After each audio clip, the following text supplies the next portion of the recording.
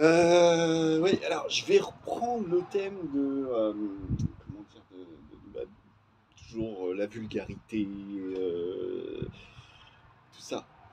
Et en fait, je me suis rendu compte en fait que j'avais oublié plein de trucs. Enfin, voilà. De toute façon, c'est des sujets, voilà, il y a plein de trucs à dire, donc forcément, ça peut pas se dire en une fois.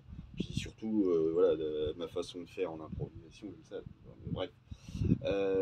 Et en fait, ouais. Alors, un des trucs que je voulais dire à ce sujet, euh, il y a cette petite métaphore. Enfin, je sais pas si on peut dire une métaphore, non, je dirais peut-être plutôt comment dire, une allégorie. Qui est, je trouve, très juste. Vous savez, c'est cette histoire, je sais pas, bon, j'imagine qu'il y en a qui la connaissent déjà, cette histoire du moine qui veut méditer tranquillement à l'écart un petit peu de l'agitation du monde, et qui va sur une barque au milieu d'un lac, et histoire d'être tranquille, hein, pas être dérangé quand même. Et donc, il est sur sa barque, tranquille, là, ça y est, enfin, il trouve l'apaisement, personne pour venir m'emmerder. Et d'un coup, boum, la barque qui se fait bousculer. Putain, le mec il se dit, mais c'est pas possible, je viens de me foutre au milieu du lac pour qu'on vienne pas me casser les couilles. Et v'là qu'on il y en a un qui trouve moyen de venir me cogner. Il ouvre les yeux, il se retourne, et il aperçoit une barque vide, sans personne dedans. Elle s'était simplement détachée du rivage, et, au gré du hasard, était venu le percuter.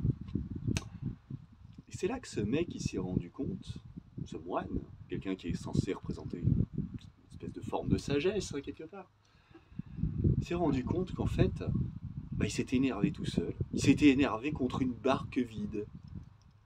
Donc contre lui-même, quelque part. Et la colère, elle n'existait nulle part ailleurs que dans sa propre putain de tête.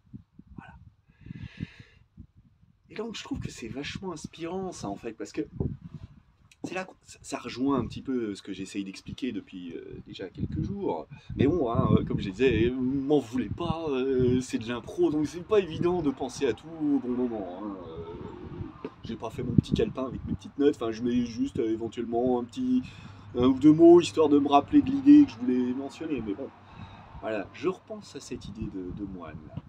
Et justement, c'est inspirant parce que c'est exactement ce que j'essaye d'exprimer. C'est qu'en fait, vous savez, alors justement, d'autant plus quand on parle de certains troubles psychiques, pardonnez-moi le terme si c'est pas le plus approprié. Ah non, mais je sais pas pourquoi il y a plein de Milan en ce moment. Là, l'autre fois, il y en avait au moins une dizaine pendant que je tournais mes vidéos. Là, je viens d'en voir trois passer d'un coup. Là. Enfin bref, peu importe. Parenthèse.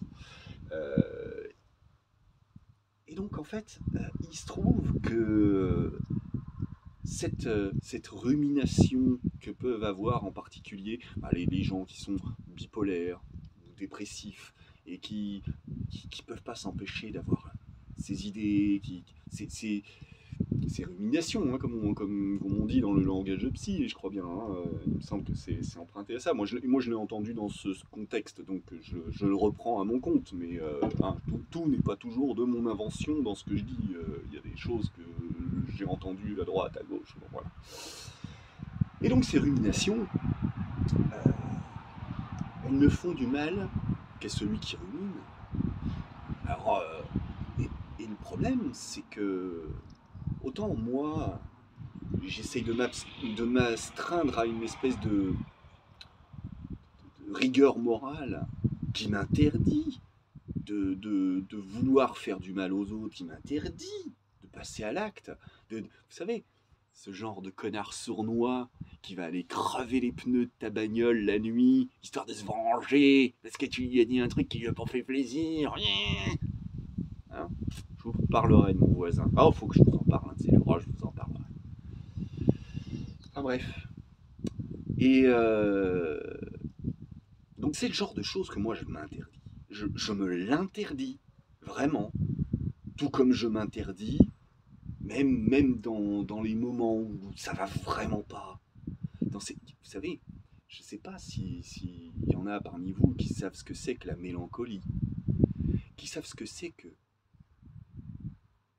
de pas pouvoir s'empêcher. Et c'est pour ça que je tiens tellement à prendre des vacances de temps en temps en fumant des joints.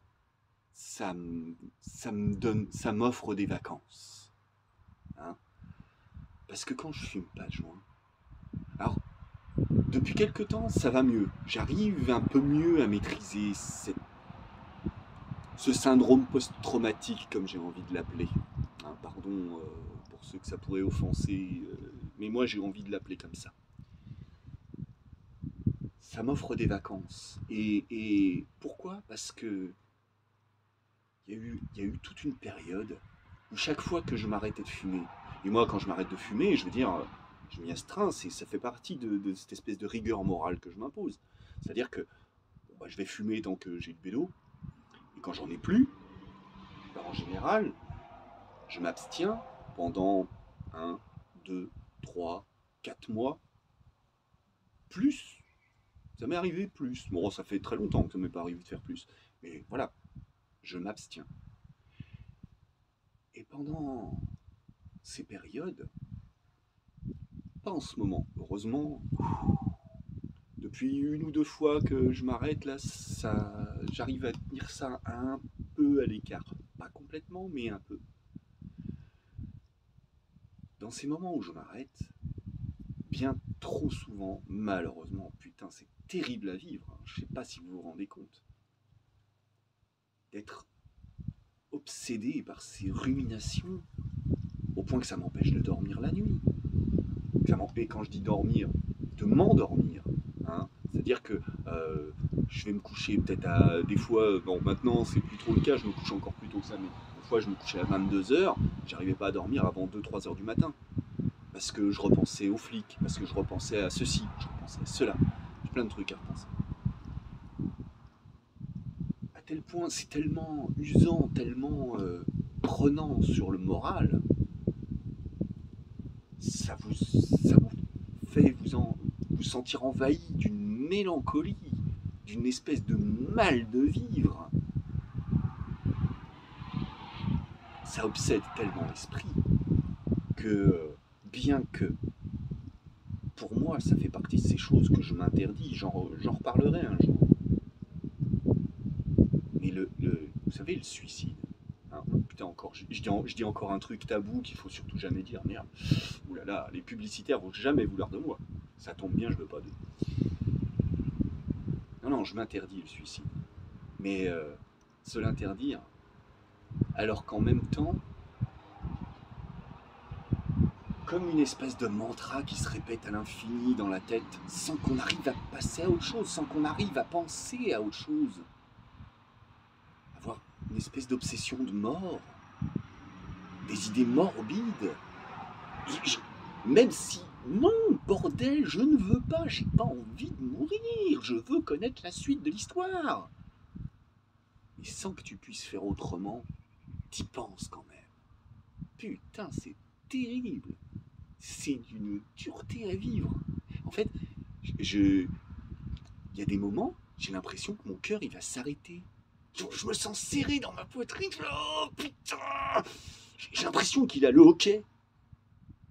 J'en ai déjà parlé hein, à mon médecin.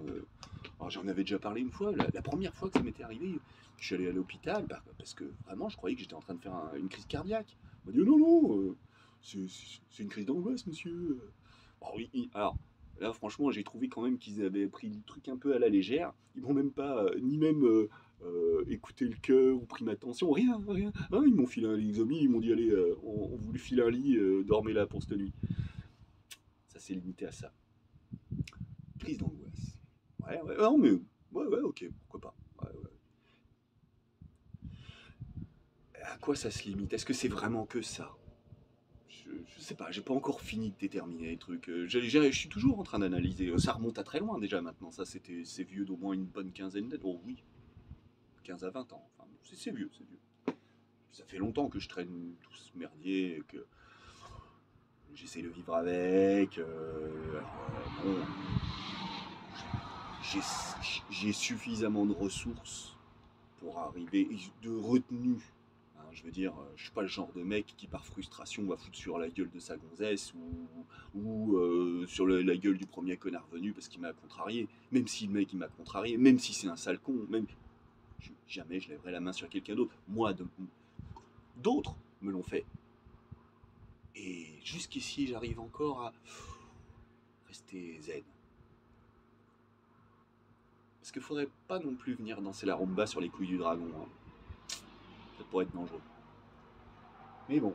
Non, je suis ce gars qui essaye quand même de se tenir. Je veux dire, je suis pas un sauvage. Moi. C'est pas moi le sauvage. Hein. Même si des fois je peux sembler l'être, hein, parce que bon, c'est vrai, moi et ma grande gueule, hein, comme je dis toujours.